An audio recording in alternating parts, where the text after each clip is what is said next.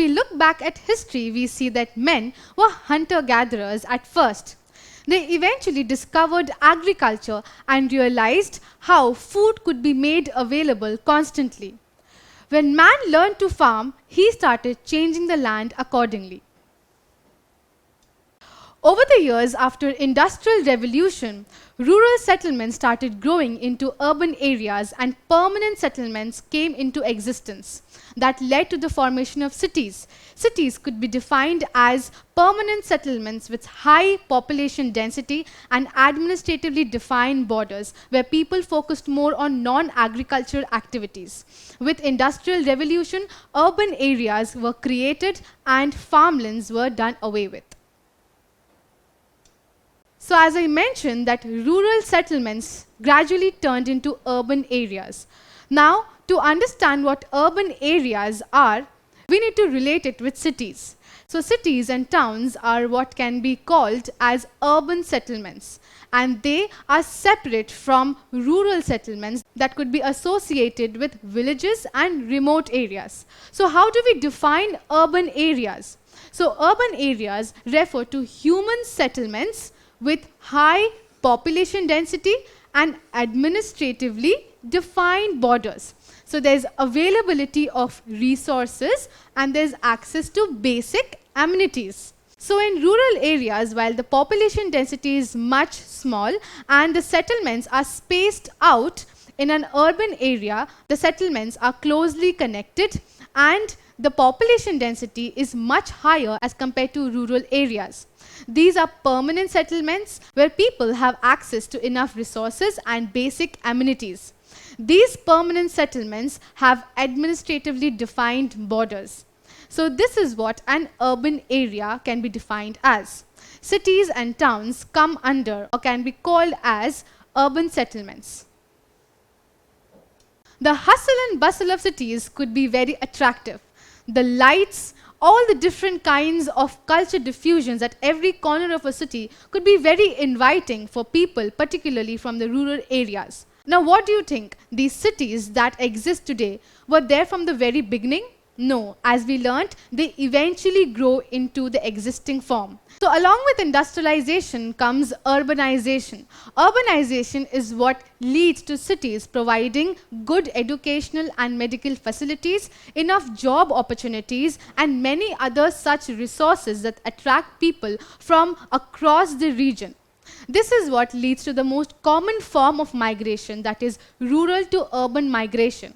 This eventually leads to higher population density of these cities, which make them larger and more developed. As with increasing population, the demands also increase, which leads to further growth of industries. So you see that industrialization and urbanization go hand in hand. Now, while we know that industrialization refers to economic activity where resources can be fully utilized, urbanization also goes hand in hand. So to revise on industrialization, you can simply click on the link below and revise the chapters by accessing the iDictionary feature. On the other hand, if you ask me about urbanization, then there's a lot that I could tell you in this lesson. So urbanization can be defined as the increase in the proportion of people living in towns and cities as compared to those living in villages. So rural settlements, as I mentioned, eventually grew into larger permanent settlements which came to be known as urban areas. This is what is known as urbanization. So urbanization is a result of various changes in different aspects of a particular region. And what are these different aspects? So urbanization is the result of changes in economic, demographic, social, cultural, technological and environmental processes. So due to interaction of these processes and the changes in them respectively leads to urbanization of any particular area. Now, how do these changes lead to urbanization is what we need to understand. So that will help us understand or have insight of the causes of urbanization. So far we understood that urbanization was a gradual process where rural areas turned into permanent large settlements and came to be known as urban settlements, and cities and towns can be categorized as urban settlements. We also understood that urban settlement is a result of various processes due to the changes in these processes and their interaction. So let's see how these changes led to urbanization. An excellent example of the same is of Johannesburg. Now this is a place in South Africa. It is the largest city in South Africa. Now here are two pictures that shows us how this particular city was before urbanization and how it is now after urbanization. So it is quite evident from the pictures that urbanization leads to a complete transformation of any particular geographical area, right? So what could be the sole reason or a particular factor that led to such a big transformation? So Johannesburg was discovered at a place where gold was found. Now gold, as we know, is a very important resource. It is important not only for people but also for industries growing there. Now due to the presence of such huge deposits of an important mineral like gold, industries got established in this region. As industries grew in this region, it led to providing various job opportunities for people, and gradually people came and started settling down here. So this gradual influx of population and the availability of job opportunities led to the gradual growth or development of this particular region. So this region gradually turned into an urban settlement or an urban area. This is how today Johannesburg is one of the most developed cities of South Africa. So before we proceed with the lesson, could you help me answer this question? Johannesburg was originally developed at a site where dash was found. What exactly was found there? Iron, mica, gold or limestone? The correct answer is gold. So when people found immense deposit of gold in the region around Johannesburg is what led to the gradual development of Johannesburg as one of the largest cities of South Africa. Another excellent example of a city in India is of Jamshedpur. So Jamshedpur is the place where the first iron and steel industry of India was established, that is TISCO. Now the establishment of this iron and steel industry again was dependent on various factors, that is availability of enough raw materials, that is iron and steel, in the surrounding region. That led to the establishment of this first iron and steel industry. So iron and steel industry, as we know, is a capital goods industry. So it provided raw materials to other industries. So along with the establishment of this iron and steel industry, it led to the establishment of other industries. Now eventually, with so many industries in this particular region, the amount of job availability rose to a huge extent, and it eventually led to the eradication of poverty in the region. The standard of living increased and people had better prospects of living and earning. So you see that industrial development can be an important factor that leads to the urbanization of any particular region. Now, while Jamshedpur developed due to the establishment of an industry, Kolkata also developed from a village to an urban area and now as one of the most developed cities of West Bengal and so of India. It is believed that one of the English administrators bought 3 villages from their respective zamindars and together made what is now known as Kolkata. So after the formation of Kolkata, it eventually developed into an urban settlement and was in a better position to provide better job prospects and better educational facilities to the people as compared to other regions of West Bengal. Now this attracted more people to come into Kolkata and it eventually grew into such a large city. So you see the different factors play a very important role in the urbanization of any particular region.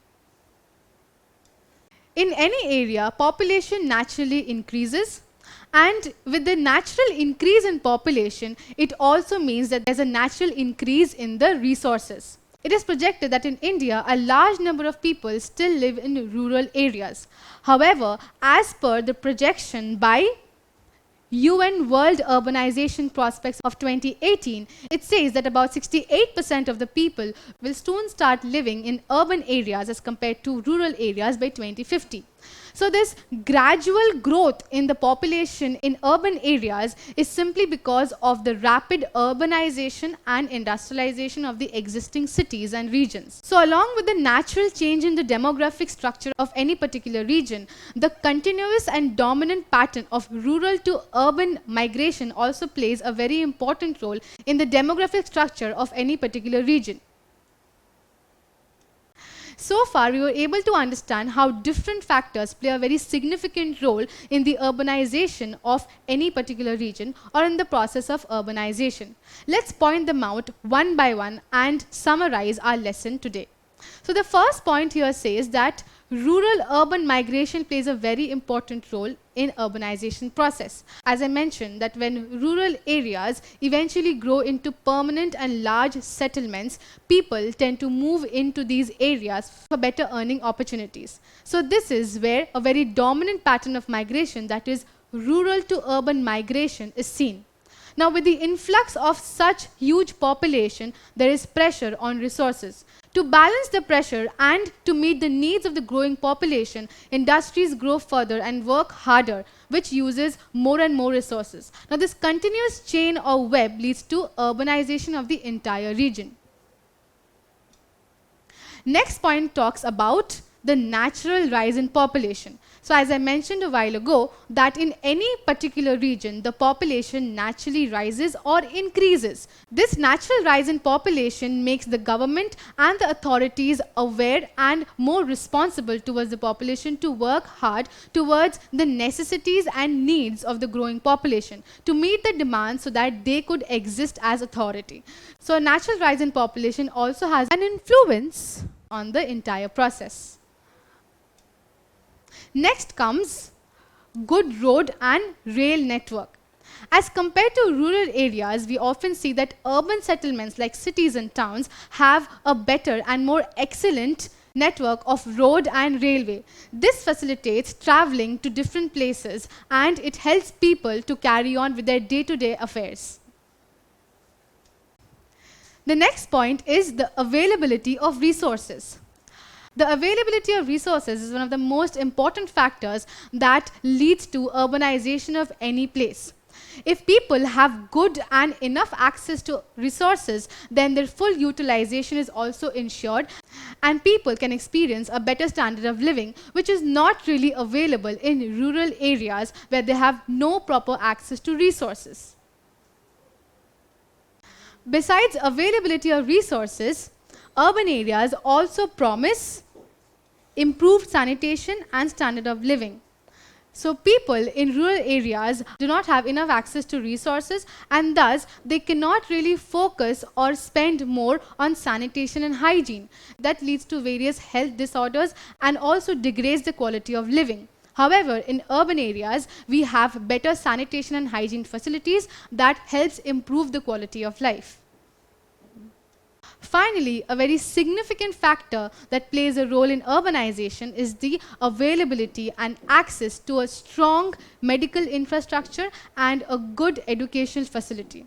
So a very important factor that leads to the dominant pattern of migration, that is rural to urban migration, is in the search of better job opportunities, a better health facility, and to pursue higher education. So urban settlements are those that promise a better health facility and educational facility. So urban areas that are inviting and attract people from rural areas.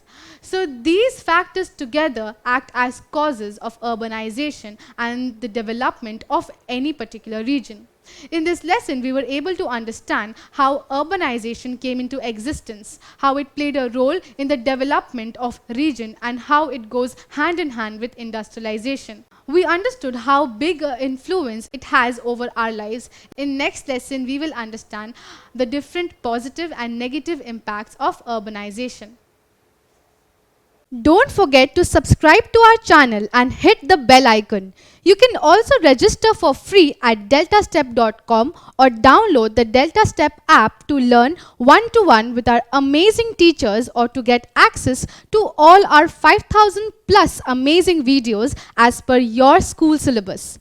Master each topic with our adaptive practice technology.